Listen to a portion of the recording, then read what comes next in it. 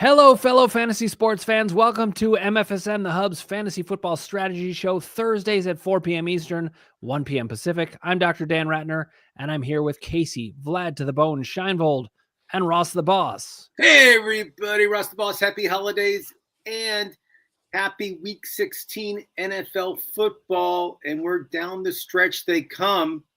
Like they say in Kentucky, it's been a great season so far. I can't wait to talk about everything that happened this year. All right, and we're going to talk about that. But one of the reasons we're talking about everything that happened this year is that Thursdays happen to line up with Christmas and then New Year's. So this is our last football broadcast of the year. We'll be coming back to do baseball and other things later, but this is our time to talk about how the year went. Now, I know people are in the playoffs, so you may have questions. Yeah. Playoffs, if you have questions, or if you're Jim Mora, please come on here and ask them. We want to answer your questions about start sits. I doubt anyone has any trades to make because we should be past the trade deadline in any league. In fact, I was just talking to somebody about this. Leagues that allow you to trade during the playoffs, that's crazy. You can't, you have to at some point draw the line. In any case, guys, let's talk about how this year went. I want to hear about the surprises that you found. I want to hear about the players that you want to highlight. So let's start with the comeback player of the year. Who would you say that is? I have somebody in mind for sure. I've got it right top of mind. Do you want me to come on and say it? Sure. Okay, so for me, the comeback player of the year is Daniel Jones. Now, I guess you could argue, is he the comeback player of the year? Because had he fallen so far that he's not really even coming back? But he was a solid enough player, and he came back just gangbusters. He changed the Colts radically. It was terrible when he went down with the Achilles injury. I think it was an Achilles, right? And so I have him as my comeback player of the year, but I want to hear your guys' arguments for other players, or if you agree, go ahead and agree. Well, I certainly would put him in the top 2 or 3 just because of, I think he was ranked in the 300s somewhere in terms of preseason rankings, and he's probably a top 30 player at this point.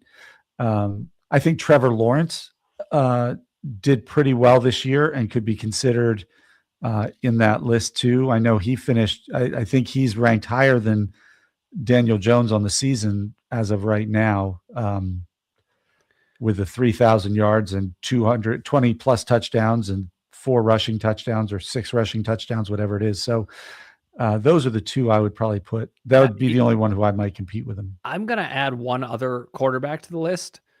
This is probably going to crack people up or possibly irritate some people, but I think Patrick Mahomes is kind of a comeback player right now. He emerged again as a top tier, and it's sad because we just lost him to injury. For many teams, they were doing so well because of it. I mean, he's the 4th ranked overall quarterback. To me, he returned to the top tier. I wouldn't call him the comeback player of the year, though, because he never sank that low. Ross, how about you? Who's comeback player of the year for you? Well, somebody that had a mediocre year last year, this year, top 5 quarterback, and his team is playing unbelievable. They're top in the division. Drake May. I mean, we all counted him out. We did not have him I did not have him in the top 10 as a quarterback. Let's not say we all counted him out. If you remember my predictions, I said he'd end up as QB6 on the year. Set it down, smart guy. I'm just saying. That's my own house. You'll have your chance. But Drake May, to me, yeah, the issue I have with Drake May isn't. You did nail it on the head. I'll give you credit. I give you credit all the time. I can't consider him a comeback player because he's in his 2nd year. It's not like he's ever I think of a comeback player as somebody who historically underperformed maybe the year before or for a couple of years and then came back. I think Jonathan Taylor might be able to fit in that mix if, right. We were all talking in the preseason whether he's a top 5 running back anymore, even a 1st round running back anymore. And there were points where he was, Jim Brown mixed with Barry Sanders and throwing a little Marshall Faulk. He was just doing everything, scoring 3 touchdowns, 200 yards rushing games. He certainly proved he still has the juice. Yeah. Another one that I liked is George Pickens. all his off-field trouble, all the stuff he does during the game, all the stupid penalties, blah blah blah blah. He's putting together a really good year. I mean, this Great guy's year. going to be probably a second-round wide receiver take in the fantasy draft next year. Correct me if I'm wrong. No, that's certainly where he's played to that level. George Pickens, you know, he was troubled in Pittsburgh, comes to Dallas, a place where people go where they were troubled, but I was wrong. He actually fit in really well over there with the whole community, with Jerry Jones, the whole thing. I mean, George Pickens is going to be one of the highest paid receivers when his contract is done. And in fantasy-wise, he's going to be a top 5 pick next season. Mark my words, Casey Scheinfeld. Top 5? No, I don't even think he's a first round. I don't think he's a wide receiver. Oh no, I don't think he's a top 5 I still wide don't receiver. think so. Because he throws up too many duds. I mean, like, yes, his highlight reels, his ceiling is probably as good as any wide receiver out there, but he also he's such a head case. He has those games where he doesn't show up at all. When you say top 5 wide receiver, you got to remember who you're shutting out there. I mean, right now, if we list it, it's Jackson Smith-Njigba, Puka Nacua, Jamar Chase, Amon-Ra St. Brown. You're already on the edge of 5. Then you got Nico Collins. You got CeeDee Lamb. Justin Jefferson. You got Drake London. Is in no man's land next Well, yeah, but give him a quarterback. He's still a top 5 wide receiver. Like, because if Dak Prescott ends up on the Tennessee Titans, I mean, if George Pickens ends up on the Tennessee Titans with Cam Ward throwing to him, all of a sudden you can't consider him a top 5. You can't say Jefferson's not because who his quarterback is. I mean, look, Jackson Smith-Njigba, Puka Nacua, Jamar Chase, and Amon-Ra St. Brown are definitely above George Pickens for me. And so now you're arguing that George Pickens is above CeeDee Lamb on his own team. Now, and then you're throwing a comeback player in Malik Neighbors next year. You got Justin Jefferson next year. You got, Devontae Adams was probably a top 5 wide receiver this year, the way he's produced. Where I do potentially agree with Ross is that George Pickens could be a second-round pick. Oh, yeah. I wouldn't pick him second, though, anyway. But he could be a steal if you get him in the late second, early third round. He could end up being a steal, but he could also he could just as likely be a bust. Yep. I also, sorry, Ross, not meaning to pile on, but I do agree with Casey about Drake May as not being a comeback player of the year because I just think he's an emerging star. Yeah, I think he's a breakout player this year. He did not have the greatest year stat-wise, and this year he really proved it. That's fair, but he only had that 1 year. It's like and he didn't have any wide receivers. Yeah, I mean, in the 2024 season, Sam Darnold was the comeback player of the year, clearly to me. He just came roaring back from nowhere. And Daniel Jones did that. And it doesn't have to be a quarterback. One thing I do like about what you said, Ross, is you actually thought about, players other than quarterbacks. We need to think about those as well. So who could be a comeback player? And Casey, you had mentioned Jonathan Taylor as running back too. Who could be a comeback player of the year at wide receiver? Devontae Adams. Well, how did he do the year before? Let me look. He was he hasn't faded at all. He's just doing what he does. Well, he had an exceptional season this year because of the 14 touchdowns. But I would say and the year before he had 85 receptions, 1,000 yards, 8 touchdowns. Not bad. Here are some other potentials. Wan'Dale Robinson. I don't know if he was even a comeback player of the year because he's never been that good. Right. Chris Olave, you could argue, had a good comeback year. Ross, anybody to add from wide receiver? I like Michael Wilson in Arizona. He's having a really good year, especially with Quentin Johnston out. It helps them a lot. I mean, all they do in Arizona is throw the ball. I mean, they don't even run anymore. It's pass. That's all Jacoby does. But I feel Michael Wilson's his main guy. I mean, I know McBride's there, but Wilson is getting the ball just as much. What about Rico Dowdle at running back? I love Rico. Yeah, I love Rico off the scrap heap. I mean, he put together a really good year. But again, he's up and down. He has good games and bad games. He doesn't get the ball sometimes. It's frustrating as a fantasy owner with him. Well, he's had a really weird season too because he started off doing nothing. Then he was extremely explosive middle of the year, and then Chuba Hubbard seems to have eaten into his carries again. To me, comeback player of the year at running back, though, is a total no-brainer. It's Javonte Williams.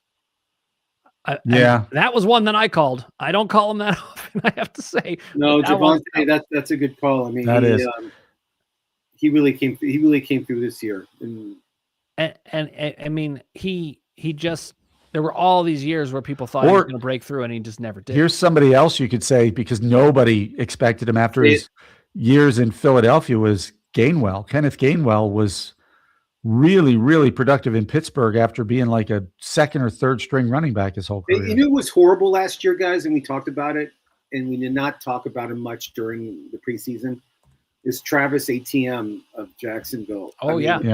I mean, his stats, if you look at his stats, they're really good, and he's solid. He's a great nomination. Well, I have to admit it. I did not have him. I did not talk about him. I did not like him. I was afraid of him. I stayed away. I didn't even think he would be playing in the NFL this season. That's how bad he was last year. And he proved me wrong, and he's a solid fantasy player next year and this year. That's another one that I actually had some belief in. I drafted him early but that was more because of who the new coach was and the way he used, Bucky Irving and those running backs in Tampa Bay. Like it just seemed to be a natural fit for Etienne's style, that get him outside the tackles and let the little guys run around. Okay, I'm gonna bring up a different category. I want you to nominate some players for team wrecker. The players that have wrecked the most fantasy teams this year because they had such a disastrous season. Biggest disappointments? Pretty much. Okay. Biggest disappointments. Now, I mean, Justin Jefferson's got to be near the top. I mean, come on. Yeah. What? He was drafted in the top 5, and he produced minimum. I mean, he produced so bad that people weren't even starting him anymore. I mean, that's how bad he dropped. It's amazing with him and how much hype he had beginning of the season, and how everybody was saying, "Oh no, he'll be great. He has McCarthy. He'll be good," and he did nothing this season. I mean, he really did. Are we counting injuries? Yeah, we could, because these are players that wrecked season. I mean, Joe Burrow is one of those guys. It's like a lot of people drafted him very high and then couldn't rely on him. I don't think it's the same exact category, but it's related. Well, who'd you? Look at Bucky Irving, where he was drafted, and then he did nothing because he was gone so long. Terry McLaurin was somebody people were projecting great things. Jaden Daniels can fit into that, obviously, too. Mm-hmm. Malik Neighbors can fit into that. You drafted him as a top 5 wide receiver, and he was injured in week 4, week 5? Yeah, it seems so long ago now. Injuries have been disastrous. Imagine if you're playing in the finals or the semifinals this weekend and Patrick Mahomes was your quarterback. That's exactly what's happening to me. Yes, I think I'm playing you too, aren't I? No, I think I play Ben. I'm on the other side. Now you're hoping to play me. Yeah. Problem is I'm going against like the top, that other top team. So I think we do certainly agree about Justin Jefferson, but there were other players who, this is an interesting player to nominate for this. I don't think he qualifies anymore because he had some really good games, but AJ Brown killed people this year. Oh yeah. He just sucked. What about George Kittle? Oh yeah.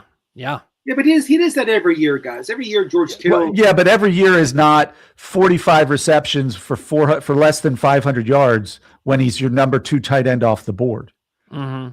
Like the year before, he was 1,000-yard tight end. You got a lot of hyping in the season, and everybody was like ringing his bell, and this guy's going to be great. He's going to have a great year, and blah blah blah. And I never bought into it. Thank God. Is Brian Thomas of Jacksonville? I mean, he's another one. Been terrible. He's the guy that just. I know he had some good games in the past few weeks, but all this hype, all this talk, and he did nothing for like weeks and weeks. And people were dropping him in leagues, I noticed. I mean, he was just horrible. Mm-hmm. So, I mean, he's like, can we do a category like the biggest hype disappointment? Like all this hype, like the running back for the Raiders. I was just going to bring him up. Yeah, Ashton Jeanty. I mean, he was like a Casey second-round pick in a lot of leagues, maybe even late first round. He was a first-round pick, unless it was a PPR multiple flex wide receiver league. Shaking our head like the Raiders have no line. Raiders can't throw the ball to any receivers. They all suck.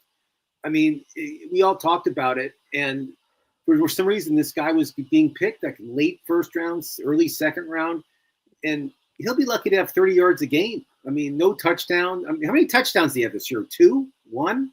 I think he actually had. Let me see. He had a few because he had 2 in one game. Did he? Okay. He actually had 8 touchdowns. Believe it or not. Okay. Well, better than I thought. He's been pretty subpar. I mean, look, Rico Dowdle has basically the same amount of touchdowns and 300 yards on top of him.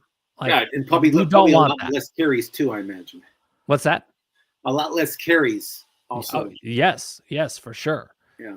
The much maligned DeAndre Swift has as many touchdowns and a lot more yards. Yes, I even thought about trading for him. That's how far we've come. That's a big trigger. I guess you still 100. The trigger's over with, I guess. All right, now let's talk about the biggest surprises this year. It can be at any position, but in fact, maybe we should go through and name at least one from each position. But who's the biggest surprise for you? Let's start at quarterback. Biggest surprise. I'll go first. I mean, 38 years old, talks of retirement. He might not retire now. Supposedly, I heard there was talk in the preseason of him not being able to play at all because of his back. Remember, like his chest was hurt. He was going to retire. I mean, Matthew Stafford. Casey, pop his stats out real quick. I mean, 3,722 yards, 37 touchdowns, and 5 interceptions. 5 interceptions, Casey Scheinfeld. And let's not forget, 26 attempts for -8 yards. I know, I'm kidding. We don't rely on him for that anymore. Matthew Stafford, to me, is the biggest surprise. I mean, I did not think he was going to have the season he had. Well, to me, another one has to be Jackson Dart, not to be a homer for the Giants, but I mean, he's outproduced Bryce Young, Tua Tagovailoa, C.J. Stroud, Geno Smith, Cam Ward this year, and he missed how many games between not starting at the beginning of the season and then having a concussion? Like, this guy, he's contributed, 18 touchdowns? 20 touchdowns already, and he missed at least 7 games. Yeah, no, that's crazy. I mean, meanwhile, Lamar Jackson should be maybe nominated for Team Killers because he definitely hurt a lot of teams, but it was mostly due to injury. I know, but still, I mean, he's huge. I mean, he was like he was the second or third quarterback taken in a lot of leagues, maybe even the first quarterback taken in fantasy leagues, and he's done nothing this year. Here's a nice surprise at QB, Jacoby Brissett. Yeah. I mean, he has emerged to, like, now it's not clear whether Kyler Murray's ever going to start there again, which may have already been had already been established. They're drafting a quarterback. How many attempts he has in each game? It's amazing how many times this guy goes back and throws the ball. It's Jacoby Brissett? Is that what you're saying? I think. Yeah. Look, can we just give some love to Joe Flacco? Do it, Chasey. Do it. I mean, 2,500 yards, 15 touchdowns from a guy who was literally sitting on his couch at the start of the season, and they're like, "Hey, you want to play with the Bengals? Sure, why not?" And I'm just gonna. Remember what he did? He threw like 48 times to Jamar Chase in one game. It looked like. Remember he called his dad, and he told his dad in the backyard he's going to throw him passes to get ready for. Yeah, I mean, like, I love Joe Flacco. Just another sign of the Browns and the greatest fighting blue hen of all time. Delaware. All right, so let's talk about wide receivers. Biggest surprise in wide receiver to you? Well, it's got to be JSN. Not that he wasn't projected to be good, but I mean, we're talking 1,500 yards, 9 touchdowns. Like he's just been incredible. Ross, okay, so I'll say this though. I mean, that is definitely a totally worthy nomination, but I think you can look at a guy like Egbuka as well and say, wait a minute, this guy, I mean, look, he's a very highly touted rookie, but he's already doing this in his rookie year. He was injured for a couple games, at least in there, still putting up big numbers. So I'm just bringing up options. Ross, oh yeah, I wouldn't disagree with him at all. Devontae Adams, you have to consider. I mean, I was going to say Devontae Adams. All the guy does is I'll quote Randy Moss. All I do is catch touchdowns. And he's not even the number one option in his offense technically. Red zone, he catches they throw to him every time. I mean, that's all he does is catch. Like touchdowns. The guy can get open in a phone booth, as they like to say. Like he doesn't need. He's not overtly fat. Like he doesn't look super fast or quick but he's always able to find space. It's true. I mean, he's. Great season. I mentioned Michael Wilson. We mentioned Wan'Dale Robinson. We mentioned Pickens. Pickens has to be. What about Jameson Williams? Yeah. Almost he owes 1,000 yards, well, 936 yards and 7 touchdowns at this point. I mean, he's definitely going to break 1,000 yards. Well, I mean, I shouldn't somebody say else definitely, but barring injury. that's been injured a lot, but when he plays, he does have good games with Drake London. I mean, Yep. I know he plays with Kirk Cousins and everything, and I know what's going on in Atlanta. I mean, that's just that's a fire sale waiting to happen. But Drake London kind of proved to everybody this season that he is a number one receiver in Atlanta, and he's. Where do you think he goes in fantasy next season? Where do you think? Where do you guys think he'll go? Second round, third round, fourth round? Who's that? Drake London? Drake London. First, or he'll go second round. I think he'll be a late second rounder. Got it. Okay. I'll certainly take him at the end of the second round if he's available. Oh, Well, I'm writing that I would down. love that. Drake London. Casey will take. Okay, got it. Okay, biggest surprise at running back. It would be hard for me to not vote for Rico Dowdle because he so came out of nowhere. But Travis Etienne, we talked about. Like DeAndre Travis. Swift, we talked about. Javonte Williams. All right, how about that other running back in Chicago? The guy with the name I can't pronounce. It starts with an M. Mugabi. No, I'm going to pull it up now. I am blanking on the name for some reason. Monangai, Crazy. I think. Monangai. Kyle Monangai. Yep. Thank No, you. I mean, if you look at his stats, he's had some huge games, and he came from I didn't even talk about him at all during preseason. Yeah. Who? Monangai. Yeah. I love when Ross tries to pronounce names like that. It's I brilliant. admit I can't. I don't know how to Hey, say we love you for it, man. We love you Okay, for at least I admit my faults. it. Here's another one, Kamani Vidal. Yep. I mean, that he was great. Okay, let's move to tight end. Tight end, who were some of the biggest surprises for you? I mean, I would say.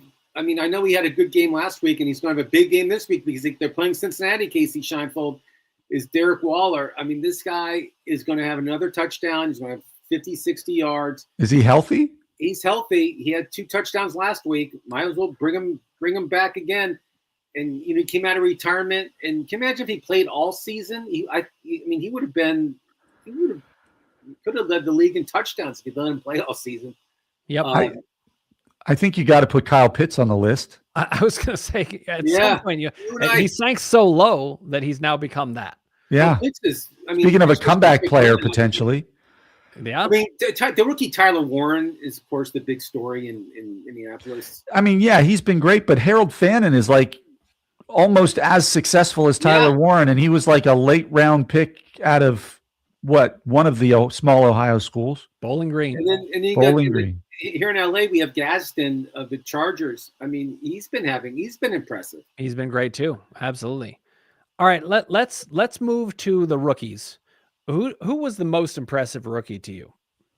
Ooh, that's a great question. Well, it's got to be Igbuka, I think. I mean, I mean, to me, he's definitely number one. But let's talk about who's behind. I think it helped that Godwin and Evans were hurt, because he didn't have a lot of competition for targets. That made him certainly. But he just looked electric. Just if you watched him play. I mean, Jackson Dart. Yep. I was going to say him again. If Scattergood not break his leg off, I mean, he could have been rookie of the year too. I mean, there's a lot of impressive rookies that came out. I think Ted McMillan proved that he was a legit first-round draft pick this year. Arizona, Casey, not Arizona State, but University of Arizona. He was a Wildcat, yeah. He didn't go to Brigham Young like all those Brigham Young others. But I mean, there've been a lot of really good rookies this season. Unfortunately, a lot of them did get hurt, which doesn't really help their stat line for the season. But I mean, these guys will be back next year, and I think you'll see some big things from some of these. You got to put Travion Henderson and Quinshon Judkins on that list. Yeah, and I think Henderson especially. But interestingly, if 5 weeks ago, you wouldn't be saying that. No, I know, because the last 5 weeks has been awesome. RJ Harvey has proven to be serviceable. There you go. That's a great one. But Henderson, to me, he's showing the signs of what I had expected. That was another one of my few good calls in the preseason. He just looks totally electric. I mean, I would be super excited about it. In fact, let me ask you this: where is he going to get drafted next year? Travion Henderson? Yes. Third round. I think he's going to end up in the second round of many drafts. I just think it depends. PPR, I think he's third round. Non-PPR, he's maybe first or second. Late second round, early third round. That feels about right to me. How about Judkins? Same. They're like, I know they went to the same school, and I think they're in the same class too. Yeah, how cool is that, by the way? Unbelievable. Ohio State doesn't just produce NFL studs at every level, do they? We didn't say that. Let's name the top 5 wide receivers in the league and see if they went to Ohio State and LSU. That's about it. Shakur Sanders. I mean, guys. Well, that's why I believe, and by the way, again, I said by the end of the season in my bold prediction, Shedeur Sanders would be the starting quarterback, but I said Isaiah Bond would be their top wide receiver. I don't think I got that one right. Well, we don't can't get them all right. Yeah, but I think if they have good draft capital this year. Like I think Quinshon Judkins is a top. I agree. 8 running back moving forward. Dan, you live in Cleveland. What's the buzz on Sanders? I mean, are people happy with him? Did they want to keep him for next season to be the starting quarterback, or they? I would say that it's very split in Cleveland, and I think the people who think that we should run with Sanders, the rest of the people think that they're delusional because they just think he's got the wrong instincts. But he showed signs of promise. It's funny, like him being kind of humbled for the first 12 weeks of the season made me like him. I know. Again. Isn't that interesting? Yeah. Like start of the season, I was like, oh my God, I hope the Giants don't draft him. And I'm glad they didn't. I also think it took a lot of pressure off of him.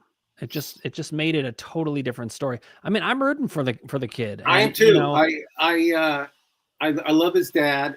I love how he, really supports his son. I like that. Being a father myself. And I think if they draft smart at wide receiver this year, because Fannon's going to be a legit tight end, like I think Quinshon Judkins can be elite, and the play action pass game can be pretty epic for Shedeur Sanders. Because say what you want about him, he's as tough as they come. He just sits in the pocket. He doesn't worry about getting rid of the ball or throwing off his back foot because he doesn't want to get hit. I mean, the main thing is he's got to get rid of the ball just to move the offense better. But he showed signs of promise. I think it's a great story.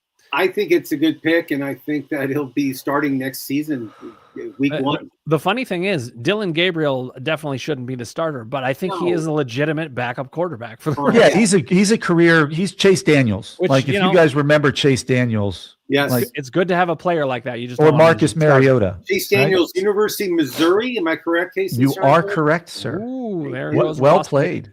Thank you. So, yeah, I mean, Sanders to me, one of the biggest surprises. I did not think he'll be starting this year in the NFL. Sam Darnold to me also has to be a surprise. I know we called him comeback player for what he did last year, but everybody was saying, well, Kevin Stefanski's offense, and he had Jefferson, and he had, Hawkinson, and he had all these play. Like for him to go and do it in Seattle also, where it's not a dome team, it's he proved that he's legitimate. I mean, he's a back end QB1, top tier QB2 maybe, but still he proved he really belongs. All right, let's do one more category, guys. We're just gonna go for fantasy MVP. Who's your MVP that you just think carries teams over the top more often than not? And we'll do a nomination from each one. You don't have to choose just one. I have him on my team. There's many weeks when he helped me so much. I just got to give him some credit. It's Jonathan Taylor of the Colts. I mean, fantasy MVP. Is that what we're doing? Yep. I mean, Jonathan Taylor to me was he had unbelievable games, multi touchdowns, and then the Colts lost Jones for the year, and that really hurt him a lot in fantasy value, obviously, because people were putting 9 in a box and it didn't help them. But I'll take Jonathan Taylor. That's my fantasy MVP this year. Case? Okay. I'm deciding between 2. I want to hear this. I'll destroy each name. Okay, because I don't if you're a first round pick, I can't call you a fantasy MVP, right? Because you're pretty much performing where you're expected to perform. And so don't get me wrong. Jonathan Taylor, I told you, to me was a comeback player of the year, but he's still a top 4 or 5 run. I'm putting Devontae Adams because you drafted him as your number 2, maybe even number 3 in some leagues, and he got 14 touchdowns and 1,000 yards about. Or Trey McBride, just because he was so much better than the next closest tight end. There wasn't anybody even in the ballpark with him. He's over 1,000 yards, and the next guy's in the 700s, I think. he did everything. So those are the two guys I would put at fantasy MVP. All right, now and here I feel like Casey, you and I are reversing our positions, but I'm going to put Jackson Smith and Jigba as the MVP because he wasn't a first round pick. Right. No, he would be another one I would put up there. Yeah. And he put up numbers that blew away everybody else. Not only that, but at wide receiver, there was a big gap between the top tier and the rest of them. And I think you could find more serviceable running backs and quarterbacks. Yeah, he outscored the next in standard scoring by almost 35 points. Isn't it funny how everybody was on Brock Bowers beginning of the year? Everybody was saying, this is the number one. But Trey McBride was 80 points better than the next closest. And then we argued with one of you guys brought up McBride, and we argued, oh, he's not as good as Brock Bowers. How dare you? Blah blah blah. And this guy McBride is just unbelievable. I mean, we all had McBride number 2 if we didn't have him number 1, but you can't say Bowers was just on an awful team that couldn't score. They just got beat 31-0. He was hurt for 3 or 4 weeks with his ankle, whatever it was. But yeah, McBride was the man. I mean, the Raiders have an easy game this week. They should beat the Eagles this week, right, guys? I'm just kidding. They just lost 31-0, right? They're so bad that Casey has reverted to soccer terms. He says that they lost with nil points. I'm a football guy, not a football guy. All right, guys. Well, it has been a great year. I'm really looking forward to coming back. Dan, who's the number 1 pick next year? Yes. Number 1 pick next year. Well, first of all, it always depends on the league. PPR, non-superflex. Non-superflex. Okay. Not superflex. Listen, let's eliminate quarterbacks. Okay. If it's superflex, then it's going to end up being a quarterback. It's Josh Allen. Non-PPR. Is it JSN? I think it's between him and probably Jonathan Taylor if they've got a healthy quarterback. But do you want to pick a running back that's that old? I'd go with Jackson Smith and Jigba myself. Ross? What about you? You know what? Burrow healthy, Jamar Chase. I'll spin the wheel with Jamar Chase again. Yeah, I think I can't put a running back number 1 just because of how fickle they are from year to year. So it's between JSN, Puka, and Jamar Chase for me. And you know what? And it depends on Stafford. The running back I love for next season is playing for Notre Dame right now. Jordan Love or Joe. Not Jordan. What is Jeremiah Love? Yeah, Jeremiah Love. I mean, this guy's going to be huge. But don't count out Amon-Ra as a potential number 1 overall too, because he's insanely good. I like that. And Gibbs too. How about Gibbs? Yeah, Gibbs was great. I mean, I would take Gibbs in the first pick if I had it. Well, I also like a player like Gibbs because he catches the ball out of the backfield. Wall, and I feel like that also leads to less injuries if you're able to have that flexibility. Tremendous weapon. He's great, unbelievable. All right, guys. Well, we're going to wrap up for the year. It has been a pleasure being with you guys for the football season. We wish you all luck in the fantasy playoffs. Of course, we can't all have it. We might be playing each other. Yeah. But guys, Casey, Ross, it's been a pleasure. We will be back in the new year to start talking about baseball and other sport topics. Anything you Pete Alonso's an Oriole. I can't believe it. Pete Alonso. Juan Soto's officially going to walk 217 times next year. That's probably true. All right, guys. Happy New Year. Happy holidays. And shout out to the fans as well. Hanukkah. Light the candle tonight, guys. I will do more than that. I will light 5 of them. Is it 5th night? I couldn't remember. Is it 5 or 6? 5. It's night 5. All right, guys. Happy New Year. It's been great. We'll see you in the new year, guys. All right. Keep on watching. Put your comments below. Thanks so much.